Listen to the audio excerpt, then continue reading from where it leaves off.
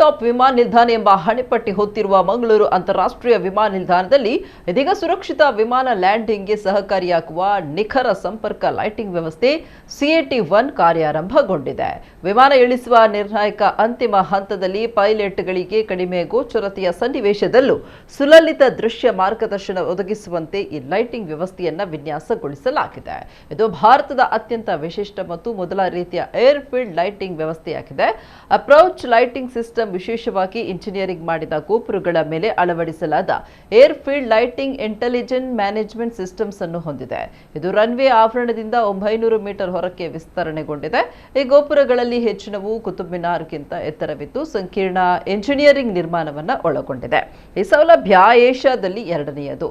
ಪ್ರತಿ ದೀಪಸ್ತಂಭದಲ್ಲೂ ಜಾಲರಿ ರಚನೆ ಇದ್ದು ಅದರಲ್ಲಿ 4 ದೀಪಗಳಿದ್ದು ಮತ್ತು ಮಧ್ಯದಲ್ಲಿ ಅನುಕ್ರಮ ಮಿನುಗುವ ಬೆಳಕನ್ನು ಹೊಂದಿದೆ. ನಿರ್ವಹಣೆಗಾಗಿ ಬ್ಯಾರೆಟ್ಗಳನ್ನು ನೆಲದ ಮಟ್ಟಕ್ಕೆ ಇಳಿಸಬಹುದು. ಬೆಳಕಿನ ಸಂರಚನೆಯು ರನ್ವೇ ಸೆಂಟರ್ ಲೈನ್ನೊಂದಿಗೆ ನಿಖರವಾಗಿ ಹೊಂದಾಣಿಕೆಯಾಗುತ್ತೆ. ಇದರಿಂದ ಪೈಲಟ್ಗಳಿಗೆ ವಿಮಾನಗಳನ್ನು ಇಳಿಸುವಾಗ ಸಾಕಷ್ಟು ಅನುಕೂಲವಾಗಲಿದೆ.